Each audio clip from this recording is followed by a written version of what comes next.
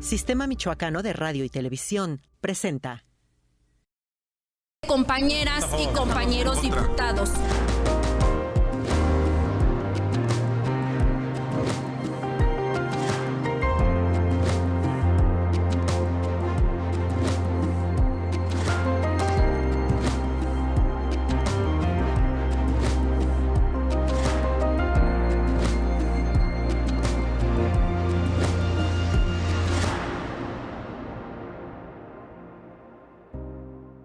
Gracias por acompañarnos en Voces del Congreso. Le invitamos a establecer comunicación a través de las redes sociales y desde luego invitamos a todas las personas que nos siguen en todo el estado a través de este medio público a establecer comunicación. Recuerda que lo más importante es su opinión y es un gusto recibir el día de hoy al diputado Óscar Escobar Ledesma. Diputado, gracias por estar con nosotros aquí en Voces del Congreso. Bienvenido. Pues mucho gusto, Eric. Un gusto estar con todo el auditorio del Sistema Michoacano de Radio y Televisión, ya muy moderno después de la última vez que vine, y me siento contento porque es muy importante darle a conocer a toda la ciudadanía qué es lo que estamos haciendo. La labor del legislador luego está muy focalizada en el círculo rojo, y el gran reto es poder salir de esta frontera del edificio del Congreso del Estado y poder llegar a los más michoacanos y michoacanas posibles. Pues vamos a tener estos minutos para compartir, como tú lo señalas, a las y los michoacanos en este espacio público. Para iniciar la conversación, diputado, ¿quién es Óscar Escobar? Bueno, yo nací en Ario de Rosales, un lugar muy bonito, de muchas tradiciones, con pocas oportunidades. Mi familia no es ni de apellido, ni pudiente, ni he tenido padrinos en esta difícil carrera política. Sin embargo, me forjé a través del arte. La pintura, la música fueron mis principales herramientas para poder yo acercarme, tener un trabajito del fin de semana o entre semana. Íbamos a tocar a distintas ciudades de la región, por ejemplo, Tacámbaro, íbamos muy seguido, Santa Clara del Cobre, y de ahí pues ganaba un poquito de dinero con lo que podía pagar la escuela, podía comprar más materiales para seguir trabajando, me iba a Paracho, escogía la guitarra más barata, pero hecha a mano, pues hecha por los artesanos. Y eso me dio la oportunidad de generarme mis propias oportunidades, de ayudar a mi familia, pero sobre todo de yo poder estudiar y poder pues ganarme la vida y ver con mucha claridad pues un futuro mejor, ¿no? Para las nuevas generaciones, para mi propia familia, pero evidentemente cuando empiezo a conocer la política, también era muy joven, me di cuenta que es el lugar preciso, indicado, para poder ayudar a muchísima gente que venía como yo, que venía arrastrando un inicio en esta vida complejo, lleno de adversidades. Y me siento muy contento por esa historia. Para meternos en unos minutos más a este tema, a este mundo de la política, me parece interesante lo que señalas, ¿no? El tema de la música, el tema de las artes. ¿Consideras que las manifestaciones artísticas son necesarias para la sociedad? ¿Necesita más la sociedad acercarse, enfocarse? ¿Qué le da las manifestaciones artísticas a la sociedad? No, por supuesto, yo no conozco en esta vida que me ha tocado vivir a nadie que haya sido artista, cualquiera de las bellas artes, que termine en un tema de violencia, que termine en una situación complicada, desastrosa. La verdad, el tema de la música, el tema de las bellas artes, la pintura, pues te generan gran sensibilidad, pero sobre todo yo lo he analizado últimamente y te hace más humano, incluso para respetar el medio ambiente, evidentemente para respetar las relaciones personales, las diversidades. Entonces te abre todo un panorama, y ni siquiera quiero decir estudiar el arte, o sea, simplemente poder enfocarte o poder invertirle tiempo a un instrumento, a la pintura, etcétera. Ese tiempo invertido, pues evidentemente te despeja, es una terapia, te ayuda, no andas pensando en otro tipo de situaciones, y eso yo considero que es un tema donde sí debemos de invertir, debemos de trabajar mucho. Me da mucha tristeza porque ya en las escuelas, por ejemplo en mi secundaria donde estudié, ya no hay educación artística, ya no hay maestros de artísticas, y eso es triste conocerlo, saberlo, porque ya los chicos se dedican a otras cosas más tecnológicas, los juegos sobre todo, no a desarrollar tecnología, sino a invertir el tiempo de ocio en la tecnología, en jugar, en desestrarse, en meterse a estas plataformas. Y bueno, ese tiempo para mí se me hace un tiempo no bien invertido. Por eso regresar al arte, regresar a esas expresiones, evidentemente será una gran inversión presente para las nuevas generaciones, sobre todo en el tema de seguridad. ¿Qué pasa en tu vida, en la vida de Óscar Escobar, de ese mundo de la música, de la escuela, del arte? ¿Cómo se da el clic, el primer acercamiento con el mundo de la política?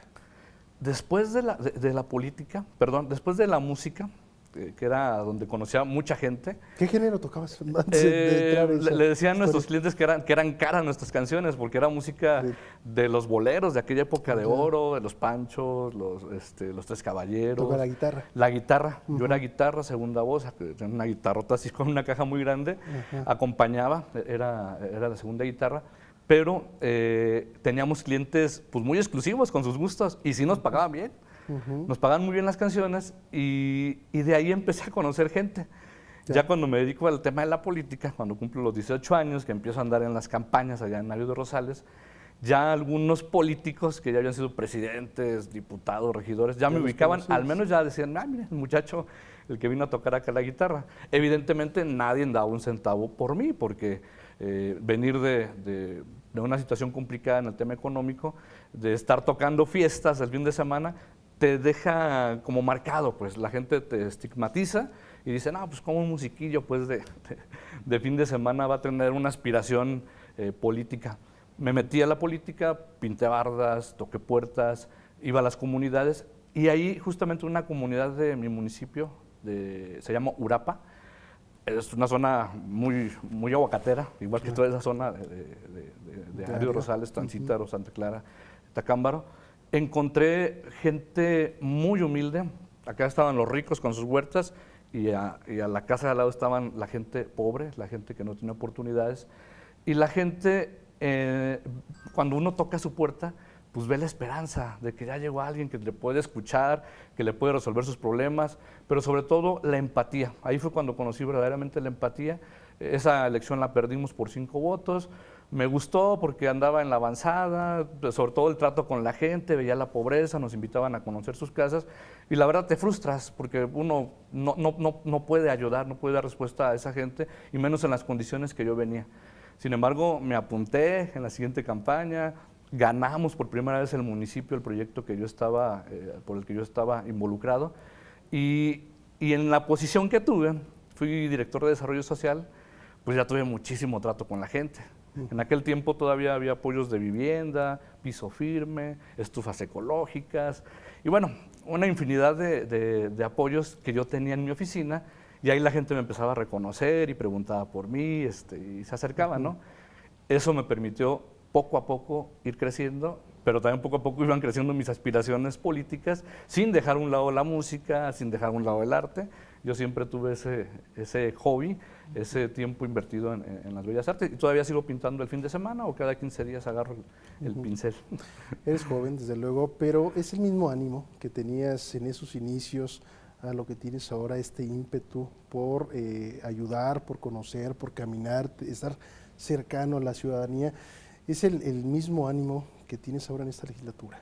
Sí, el reto ha sido bien difícil porque los diputados o los políticos en general siempre son los peores calificados y evaluados de cualquier institución en nuestro país. ¿Con argumentos o sin argumentos? ¿Con razones o sin razones? Ese tema. Lo que pasa es que hay muchos casos de escándalo, hay muchos casos de que hay diputados que no sirven para nada, no dan resultados, y el poder transformar, cambiar esa realidad, pues tiene que ser con mucho trabajo. Al final del día siempre un escándalo va a tener más impacto en la sociedad que un buen resultado, ¿no? Y sobre todo en el tema legislativo, porque es una cuestión muy técnica, una cuestión de leyes, ha sido muy difícil poderle traducir a la sociedad de Michoacán que el trabajo legislativo, aunque sea muy técnico, pues al final sí cumple una función social, sí se generan resultados. Pero la gente los quiere sentir, la gente quiere salir de la pobreza, quiere tener más oportunidades. Entonces, la agenda que yo he presentado de manera muy constante, muy particular, no ha sido nada más para incrementar mis números de rentabilidad y decir que presenté un chorro de iniciativas, sino darle a las causas que le duelen a la gente, al dolor que yo percibí desde que empecé en la política, a lo que verdaderamente importa, no a lo que genera números, chisme o polémica. Y en ese tema, en ese trabajo de comunicar, ha sido bien difícil.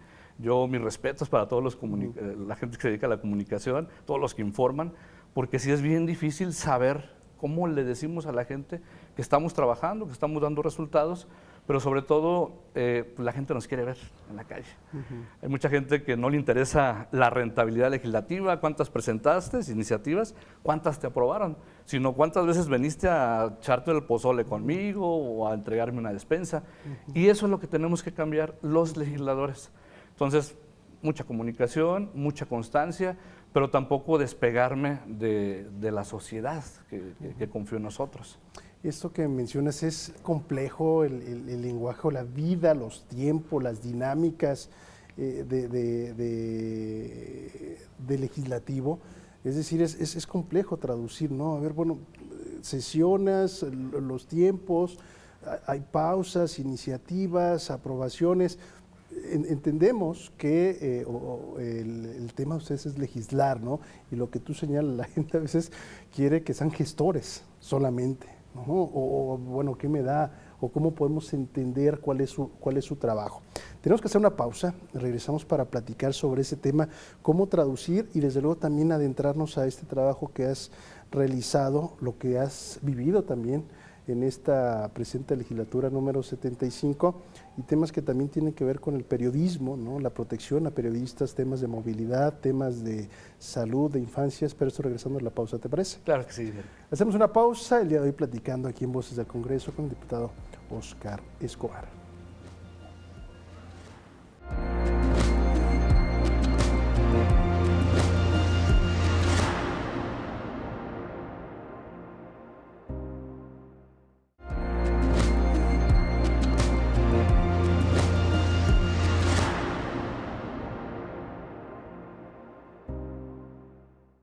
Gracias por continuar con nosotros en Voces del Congreso, en esta ocasión platicando con el diputado Óscar Escobar. ¿Cómo traducir, ¿no? el lenguaje del legislativo, los tiempos a la sociedad? ¿Qué has hecho para este trabajo, me imagino, titánico, ¿no? Sí, antes de la traducción de ese vocabulario técnico en el legislativo, es el entender, o sea, es el escuchar a la gente, es la empatía, es el verlos a los ojos, es el estar con ellos, pero verdaderamente escucharlos, no para la foto ni para el video, sino para entender qué es lo que le duele a Michoacán, qué es lo que le duele a la gente. Después de entender esa parte, ahora presentarla, hablar con los asesores en el Congreso, los abogados, al equipo que tenemos especializado en muchos temas, y ahora presentar, pero presentar la iniciativa también con un vocabulario simple, que la gente lo puede entender. Vemos que últimamente en la página de Facebook, sobre todo del Congreso del Estado, pues ya hay gente que se interesa en más temitas, se preocupa, se conecta, sobre todo cuando hay temas polémicos que tienen que ver con el aborto, con el tema de las feministas. Ahí explota la red social, o sea, se meten cientos y cientos de mujeres al debate. Hay temas ya focalizados, ¿no? Y la gente se preocupa por eso. Ajá. Por ejemplo, hay temas de pueblos indígenas, pues la gente no se conecta, seguramente porque no tienen conexión a internet, porque es difícil para ellos manejar la tecnología y no se involucran. Entonces, después de detectar esos temas complicados, los presento, pero además trato de comunicarlos con estrategia, de bajarlo a los municipios, de comentarlo en los foros diversos que he tenido, para poderle decir a la gente con mucha claridad qué es lo que estamos haciendo. Por ejemplo, hace unos días, antes de que terminara el periodo legislativo, hubo un debate por una iniciativa que ya teníamos planeada, que presenté, y que tiene que ver con las mujeres, que puedan tener ese permiso para poder atender el tema de su menstruación, que en muchos de los casos es complicado por cómo lo recibe, cómo lo resiente, cómo lo vive pues la mujer. Entonces, ese tema es muy sensible, es muy delicado, pero por el simple hecho de ser hombre, tuve incluso algunos señalamientos, pues yo no son temas que me restrinjan a participar o no participar. Tengo esposa, tengo una bebé de 4 meses y evidentemente estos temas yo los veo, porque yo veo en mi casa cómo es complicada la situación. Y es un tema muy sensible, porque 8 horas que le puedan permitir a la mujer ausentarse de su trabajo sin tanto trámite, esas 8 horas vienen a dignificar la vida de la mujer. Al mes. Vienen a que ella tenga un mayor rendimiento en el tema de su trabajo, pero sobre todo viene a humanizar estas situaciones que deben de estar cambiando. O sea, es un tema que antes hablar de esos temas era incluso hasta cancelado, ¿no? Hoy con mucha apertura yo lo hago. Hay temas, por ejemplo, el tema de la Ley de Movilidad y Seguridad Vial del Estado de Michoacán. Yo tengo un enfoque muy distinto a lo que ha estado manejando el gobierno del Estado. Se trabajó en conjunto, yo presenté una iniciativa en el Congreso, hubo un par de iniciativas más ciudadanas por transportistas y un ciudadano, pero el enfoque que yo le doy a esta ley de movilidad, que es muy difícil comprenderlo, hablan de ley de movilidad y seguridad vial para los estados, es muy difícil porque es un tema nuevo para Michoacán y para muchos estados de la República. Para mí, ¿qué es la seguridad vial o la movilidad? Es el tratar de prevenir accidentes o muertes viales, punto. O sea, yo me voy al tema humano. Sí, se habla de la modernización del transporte, se habla de darle más vialidades, sobre todo al peatón, a los ciclistas, pero yo, antes de llegar a ese nivel de la modernización, yo hablo de poder prevenir verdaderamente las muertes viales. A la gente que se mueve en bicicleta, a la gente que transita a pie en los cruceros. Lo voy a decir porque me acabo de acordar, Eric, me atropellaron a mí en el año 2000, en mayo del 2000, un accidente horrible ahí en Camelinas. Yo iba cruzando la calle, estaba el semáforo en rojo, y di un paso, estaba un camión de la ruta morada, di un paso, y cuando doy el paso, un chavo en un Civic me atropelló, 6 metros adelante caí, me destrocé meses. Entonces, este tema de la movilidad y la seguridad vial es para prevenir accidentes, para curar ese dolor o prevenir el dolor que puede haber en un futuro acá en nuestro estado. El tema ha estado muy, muy complicado en todo el país, las muertes viales se siguen incrementando todos los días. Entonces, de manera aterrizada, para mí, ¿qué es la seguridad vial? Esta ley de movilidad, pues el poderle dar al peatón, sobre todo al que camina, a la mujer que se mueve en el transporte público, a los niños, a los grupos vulnerables, banquetas con esos desniveles correctos, volardos donde circulen las bicicletas, que haya un transporte público donde exista más seguridad. Entonces, por eso hay un mensaje muy claro con los transportistas, que de repente he visto que hay mucha polémica en esto. La seguridad vial es prevenir las muertes viales. La modernización del transporte público es, sí, dignificar el transporte público, que sea más barato, que contaminemos menos y que al final del día te puedas mover rápido de un lugar al otro. Entonces, para mí eso es la movilidad. Diputado, en este sentido, ¿qué podemos hacer como sociedad para ir reeducándonos en el tema de la prevención? ¿Qué podemos hacer? ¿Qué necesitamos hacer? ¿Qué condiciones se deben de generar para tener una educación en materia de prevención? Nos estamos focalizando en este tema, sí, pero es que es muy hay importante, otros, ¿no? Y la gente no lo entiende, porque luego se ven calcomanías en coches que están en contra, pareciera, ¿no? Pero la realidad es que sí debe de haber mucha educación vial. Yo le apostaría a señalética, yo le apostaría a que le demos prioridad a la gente que va a cruzar la calle. Yo le apostaría que incluso en los semáforos, aunque esté en verde y ves mucha gente esperando el cruce, pues existan estos botoncitos para que se pueda paralizar automáticamente el semáforo de manera sincronizada para evitar accidentes, pero es un tema más enfocado en un primer paso en la educación vial, desde las escuelas, con folletos, señalética, porque ese es el primer paso que tenemos que dar. Decirle a la gente esto que estoy platicando, que es la movilidad. Hay mucha gente que no lo sabe. Si tú agarras a cualquier persona en la calle, oye, para ti ¿qué es la movilidad, la seguridad vial? No saben, porque no lo sabíamos nosotros. Yo apenas lo aprendí en estos últimos 6 meses y no lo sé todo, pero al final sí entiendo que la prevención, por ejemplo, hay combis, taxistas o sociedad civil que va en su carro, tuvo un día malo o ya se le hizo tarde para llegar a su casa, se agarran a golpes, se gritan, se mientan la madre, y ese es un tema pues, que debemos de estar corrigiendo. Hay que tener mucha paciencia. Yo sé que es muy complicado llegar puntual, por ejemplo, fue difícil para mí estar puntual acá por el traslado que tuve, pero hay que tener mucha paciencia, hay que entender que si uno le acelera de más, pues puedes poner en riesgo la vida de otra persona. Entonces, yo empezaría por esa parte, el tema de la educación. En sociedades aceleradas, hoy en día, quizá un ejemplo que viene a mi mente, el tema de que a veces no vas a poder sacar el día con un solo trabajo. No tienes que hacer 2, 3, los desplazamientos, el tema de vivir acelerado.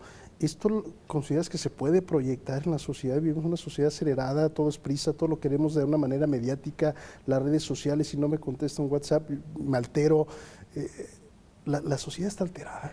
Es normal, o sea, ahí nace, acabas de dar en el punto que fue mi reflexión cuando empecé los trabajos de la ley de movilidad. Vivimos en un mundo tan vertiginoso, que se mueve muy rápido, y para mí el tema de cómo interactúo con la demás gente, cómo me muevo en mi mundo con la demás gente, pero cómo me muevo sin estorbarle al de enfrente, sin chocar al de enfrente, sin estresarme, sin ponerme de malas. Justamente la movilidad moderna de hoy en día, el futuro, es cómo me muevo yo sin molestarte a ti, cómo transito yo sin poder provocar un choque, o sea, cómo nos movemos en un mundo tan vertiginoso. Eso para mí es la profundidad de la movilidad. ¿Tuviste eco en el interior de la legislatura en este tema en particular? Sí, ya es un tema por ejemplo, yo que represento un movimiento ciudadano, en el estado de Nuevo León, híjole, están muy avanzados, todos los días salen obras relacionadas con la movilidad, dándole la prioridad al peatón, en el estado de Jalisco, y es un tema de futuro, hay grandes ciudades donde están súper avanzadas, y con eso tan simple como el botoncito, ¿no? El botoncito de que ya hay 3 personas o una sola persona, y yo paro el tráfico picando el botoncito porque la prioridad es el peatón. Entonces, es un tema que debemos entender, es un tema que tenemos que saber comunicar, volvemos al tema de la comunicación, porque si no le metemos en educación, en el tema de concientizar sobre todo a los conductores, no vamos a avanzar. Yo estaría muy contento que el próximo año o finales de año ya viéramos vialidades donde ya se le deje su lugar específico a la gente que va en silla de ruedas, a la madre, al padre que va en la carriola pasando a su bebé o que va a un destino, que veamos volardos, que veamos señaléticas para que las bicicletas no vayan también a exceso de velocidad. Eso es la modernidad a la que le estamos apostando. Por eso hubo diputados muy conscientes que vieron el tema, que tampoco lo entienden, que es normal, pero que al final del día sí sabemos que ocupamos una movilidad, que nuestras ciudades tienen que ser más modernas y que debemos de conectarlas de esta manera. En ese sentido, diputado, el tema es interesante, ¿no? Pero también seguramente tú has escuchado estas expresiones, lo hemos escuchado de decir, bueno, y no tenemos banquetas, no se puede caminar, ¿no? No se puede, una persona con alguna discapacidad, una silla de ruedas, no se puede transitar. Los accesos a las casas a las entradas de cocheres es muy complejo, ¿no? Son trámites muy difíciles. ¿Cómo se puede o a quién le corresponde? ¿Municipio, estado, federación? Muy bien, fíjate que acompañé este proyecto, la presenté la ley de movilidad. Se hizo un trabajo muy grande con el gobierno del estado y las demás leyes que se presentaron. Se hicieron 8 foros, pero además, paralelo a eso, yo presenté una iniciativa para elevar a nivel constitucional la movilidad y la seguridad vial en el estado de Michoacán. ¿Qué significa esto? Además de que la ley te va a dar una herramienta a los alcaldes para no tener limitantes en el tema de inversiones para banquetas, para esas vialidades que usa el peatón, en elevarlo a nivel constitucional. Ningún alcalde de Michoacán te va a poner el pretexto de que, oye, pues es que en mi POA esto no me lo permite la ley, yo a lo mejor le doy prioridad a las avenidas y a la iluminación de las avenidas. No, ahora ya la ley de movilidad y el elevarlo a nivel constitucional, a los alcaldes les da las herramientas para que incluso el siguiente año, ahora esas obras vayan priorizando al peatón.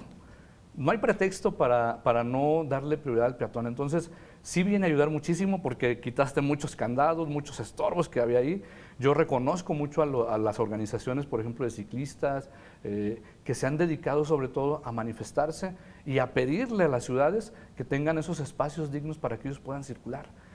Y las autoridades que decían, es que no puedo, la ley no me lo permite, yo no te puedo poner aquí tus rampitas, tus volardos, no se puede. Hoy ya se puede, hoy no es pretexto. Entonces, estoy segurísimo que el próximo año, platicando con ya varios alcaldes que conozcan también este tema en la ley, seguramente le van a entrar y va a haber muchos proyectos para que podamos dignificar el tema de la movilidad. Tenemos que hacer una pausa y regresamos aquí a Voces del Congreso, platicando en esta ocasión con el diputado Óscar Escobar.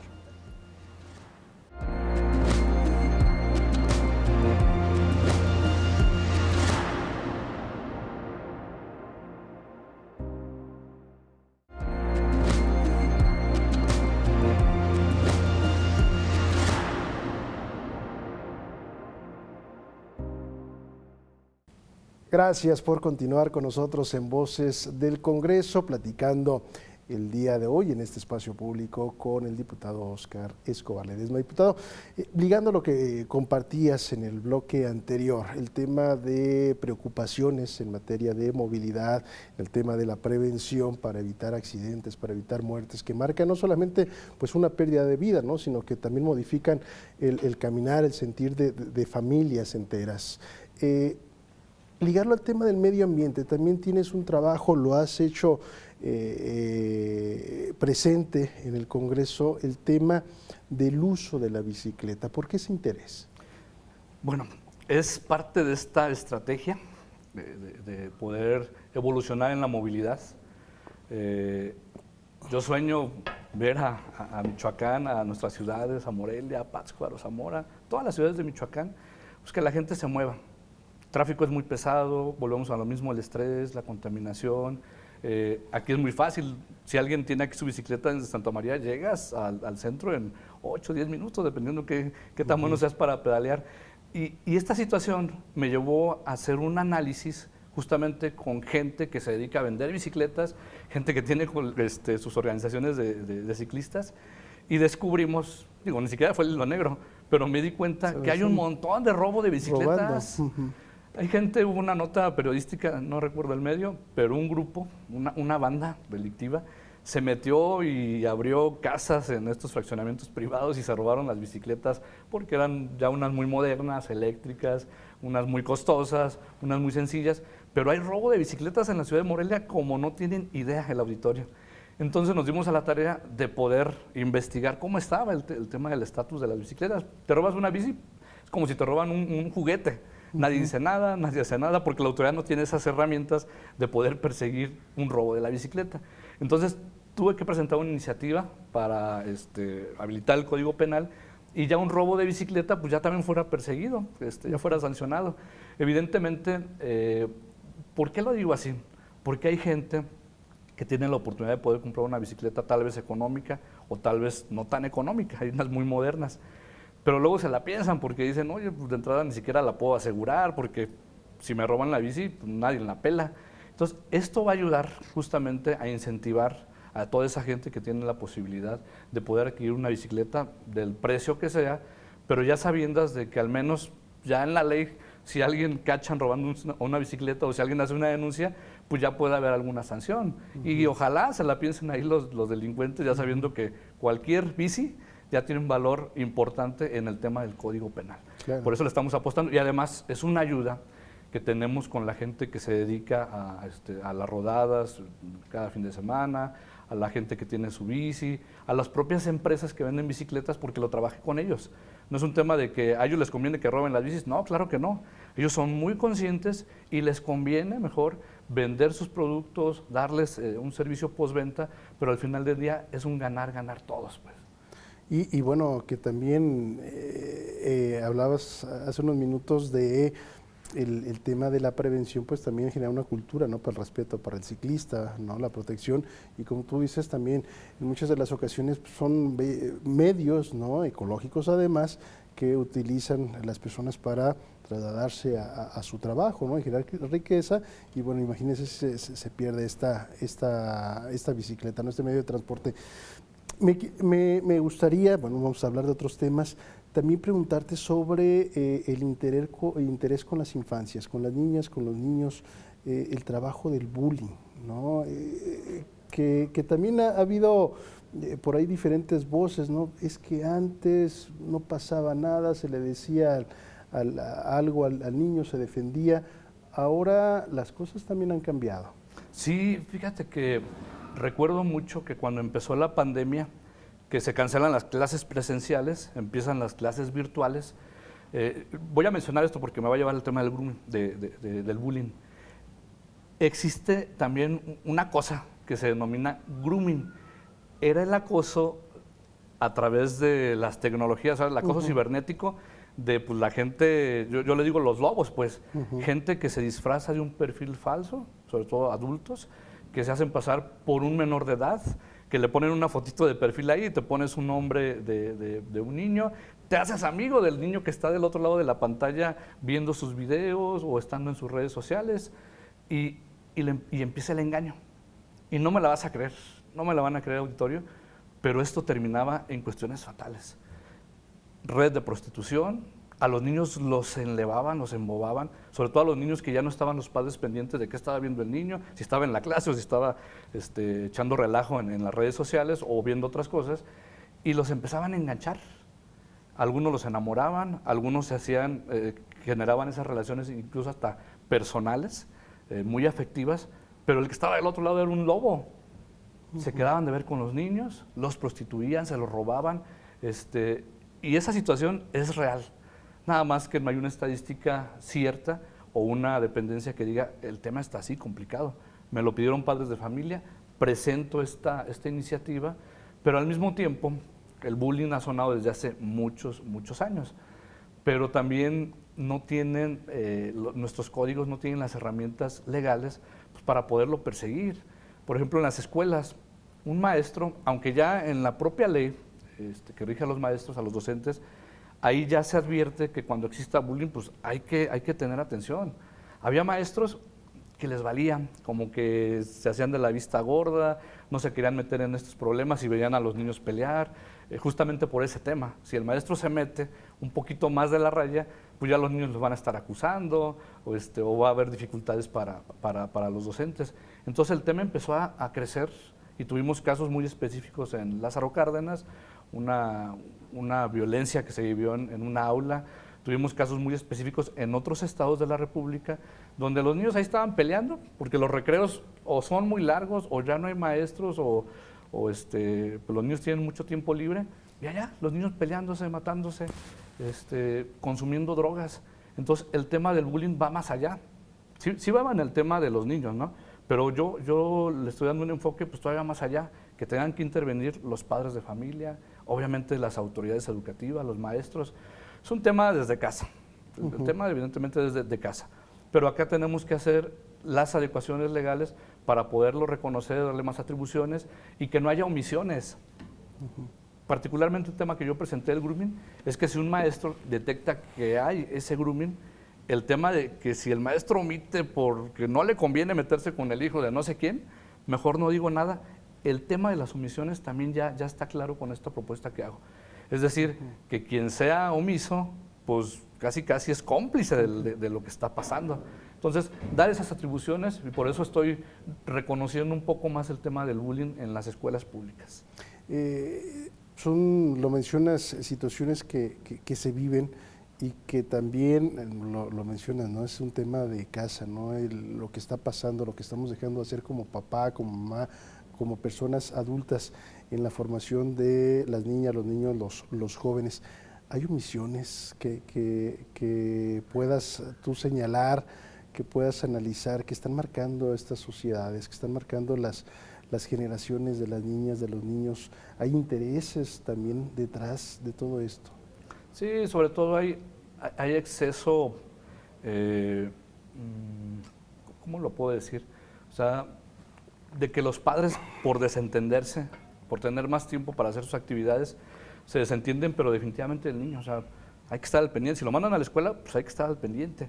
Pero hay muchos padres que los dejan, solo para que allá estén mucho tiempo, y los consienten, les dan muchas cosas, los que pueden, les dan muchas cosas materiales, no están al pendiente de ellos. Los niños llegan con otra versión a la casa, las mentirillas, que luego se convierten en situaciones complicadas porque el padre y la madre piensan que todo está a todo dar con su menor. Pero la realidad es que estas situaciones no son invisibles, pero al final del día yo sí insisto, o sea, no puede omitir los maestros, no pueden omitir la gente que trabaja en una institución pública esta situación tan complicada. Es un tema de cultura, es un tema bien difícil, es un tema desde casa. pero yo insisto, pues tenemos que darle atribuciones en el tema legal. Esos trabajos que haces tú, tu equipo, en el interior del Congreso, son útiles, ¿no? Desde tu visión, desde estos trabajos, pero también desde tu visión, ¿cuáles son o cuáles serían estos desafíos que tiene esta legislatura? ¿Cuáles son temas pendientes dentro de la legislatura que van a impactar, que están impactando en el estado de Michoacán? Hay un tema polémico, muy polémico, pero es un tema que tenemos que evolucionarlo los michoacanos. La agenda que yo represento en Movimiento Ciudadano es una agenda de repente muy innovadora o que pone en la mesa temas que antes eran invisibles.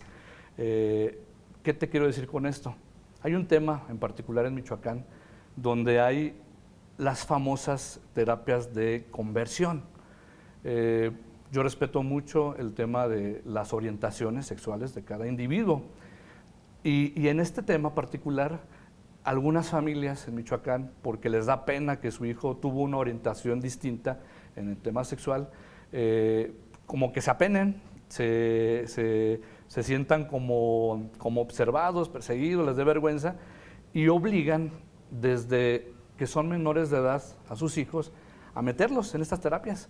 Híjole, yo cuando me metía a leer más el tema, pues son terapias donde incluso los maltratan psicológicamente, físicamente en algunos casos, hay incluso hasta violaciones para poder obligar según la reorientación sexual, pues.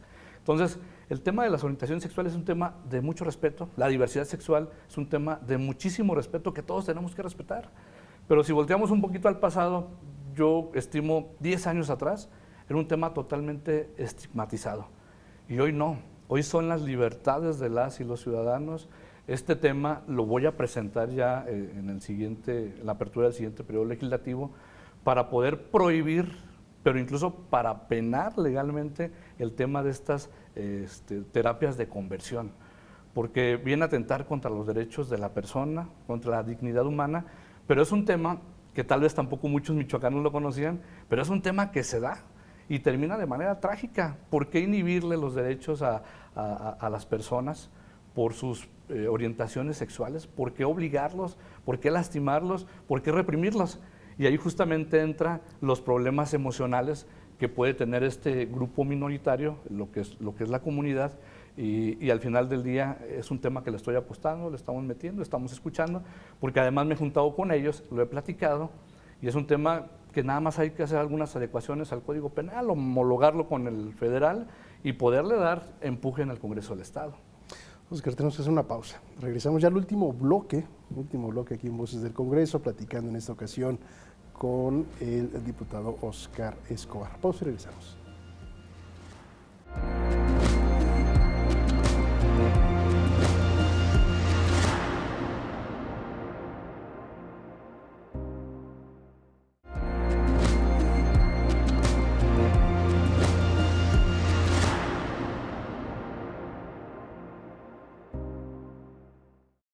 Gracias por continuar con nosotros en Voces del Congreso, ya en la parte final de este espacio. Ha sido muy grato poder platicar con el diputado Oscar Escobar. Son varios los temas, ¿no? Desafortunadamente los temas de televisión son cortos, pero agradecemos mucho, diputado, que hayas estado aquí con nosotros. Aún nos faltan todavía 10 minutos, pero ¿cómo ves el Estado?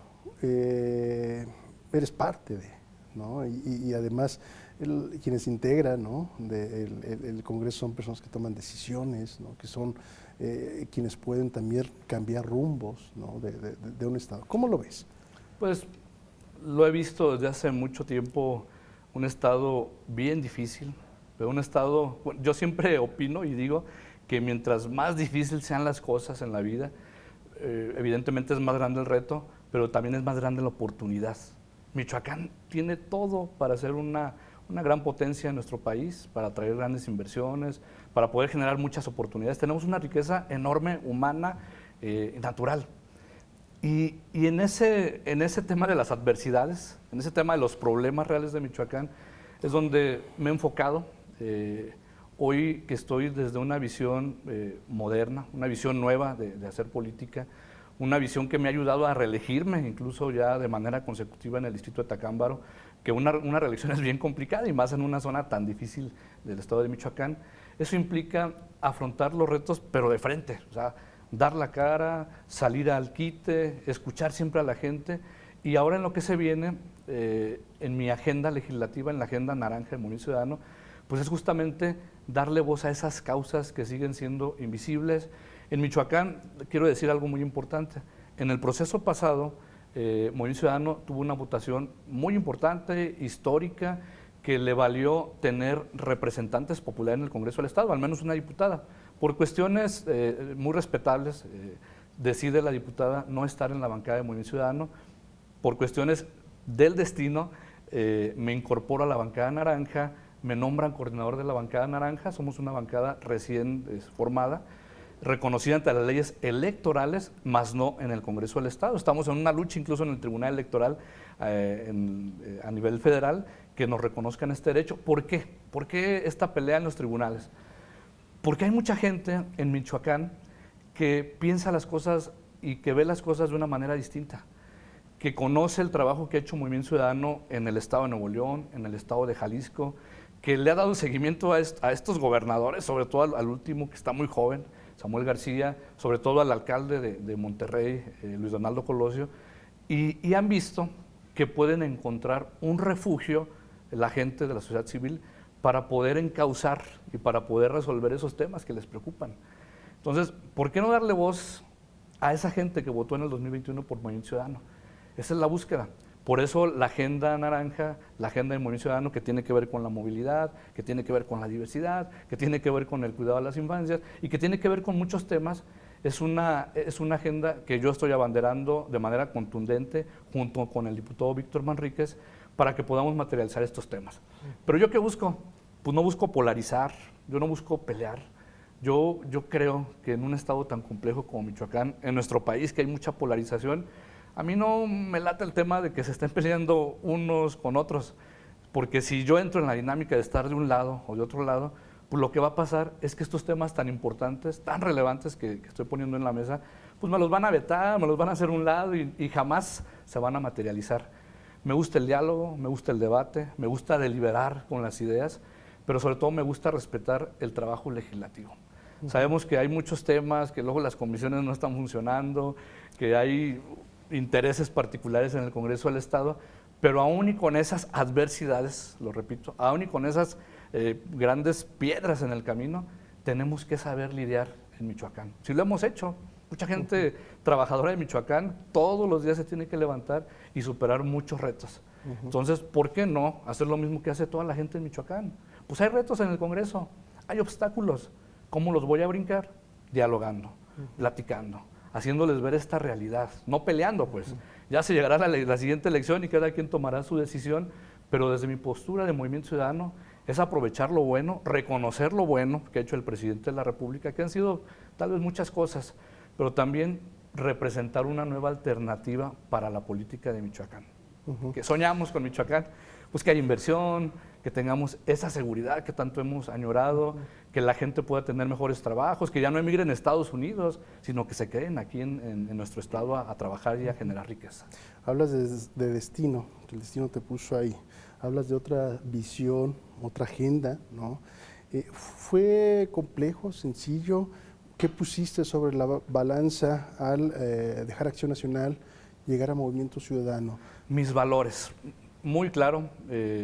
Muchos hablan, fíjate que voy a entrar en tal vez una crítica delicada, muchos hablan de que la lealtad, el agradecimiento, sí, pero yo hablo de valores. Cuando alguien está como líder representando una institución o un partido político, pues debe tener valores. Cuando ese líder pierde esos valores, evidentemente yo no voy a estar ahí. Yo soy muy congruente, mis luchas han sido, como ya lo platiqué, ha sido una historia complicada, y mi lealtad pues va a estar con la gente, va a estar con los ciudadanos, va a estar donde existan valores. Y yo en Movimiento Ciudadano veo muchos valores, sobre todo el valor, primer valor, que compiten solos, que no le tienen miedo a ganar elecciones ellos solos. Yo lo que veo en los tradicionales es que ya tienen miedo a perder el poder, están desesperados, se obsesionan, el tema ya es como la vieja política. Y yo he sido más aventado, me gusta más ver hacia adelante, me gusta lo nuevo, me gusta el futuro. Yo lo que pude ganar allá en mi distrito 2 veces ha sido justamente pues, por tocar la puerta, por hablar con la gente, por generarle un valor agregado a esos proyectos que yo he representado, pero pues yo no renuncio a no seguir trabajando con la gente, a no dar la cara. Por eso salgo, doy la cara, contrasto ideas, pero esa pérdida de valores de los partidos tradicionales, y no solo Acción Nacional, sino el PRI, PAN, PRD, pues eso fue lo que orilló a que yo me mantuviera firme, y yo sabía que me iba a ir mal en el tema del Congreso. Me quitaron comisiones, me relegaron, me quitaron personal, pero digo, que venga lo que tenga que venir, va a llegar el momento que le tenemos que dar otra alternativa a Michoacán, y yo sigo firme en eso. Estoy segurísimo que Movimiento Ciudadano se va a volver la primera fuerza de oposición en el año 2024. Y esto es con trabajo, con perfiles nuevos, con una nueva forma de hacer política, y ahí le estoy apostando mi trabajo, mi tiempo y lo que tengo de talento. Diputado, en Voces del Congreso y en la parte final comparto una serie de palabras que he tomado, ¿no?, de esta conversación, y las pongo sobre la mesa y que nos compartas algo que pase por tu mente, ¿te parece? Claro. Michoacán. Reto, un gran reto. Congreso. Tenemos que transparentar. Transparencia. Mi vida. México. Y mi sueño. Poesía. Mi musa. Mujeres. Mi respeto, mi agradecimiento. Sueños. Mi motor. Diputado, algo más que quisieras compartir, ojalá podamos mantener esta conversación, lo mencionabas tú al inicio de este espacio, creo que es necesario que las y los michoacanos los escuchen, que conozcan las voces que se van generando en el Congreso, que se van generando en la entidad. Algo más que quisieras compartir a través de este espacio. Bueno, agradecer mucho la oportunidad. Yo sueño con que en Michoacán podamos vivir y trabajar en paz. Todos los días lo digo, todos los días lo hablo con la gente. Se puede, yo sé que se puede, nos va a costar mucho trabajo, pero tenemos que estar muy al pendiente de lo que hagamos. La gente nos dio su voto y la gente tiene todo el derecho de exigirnos, tiene todo el derecho incluso, y yo soy muy aguantador, pues de tal vez ser hasta rudos, pues, porque la gente está muy cansada, está triste, le duelen muchas cosas, y hay que ser muy sensibles nosotros como representantes populares. Cuenten con esa apertura de un servidor, con esa escucha, con esa sensibilidad, y estamos al escrutinio para poder cambiar la realidad en Michoacán. Diputado, muchísimas gracias. Gracias por compartir en este espacio y gracias a usted por habernos acompañado en Voces del Congreso. En nombre de todas las personas que hacen posible este espacio, agradecemos su atención. Mi nombre es Eric Serpa. Pásela bien. Compañeras y compañeros diputados.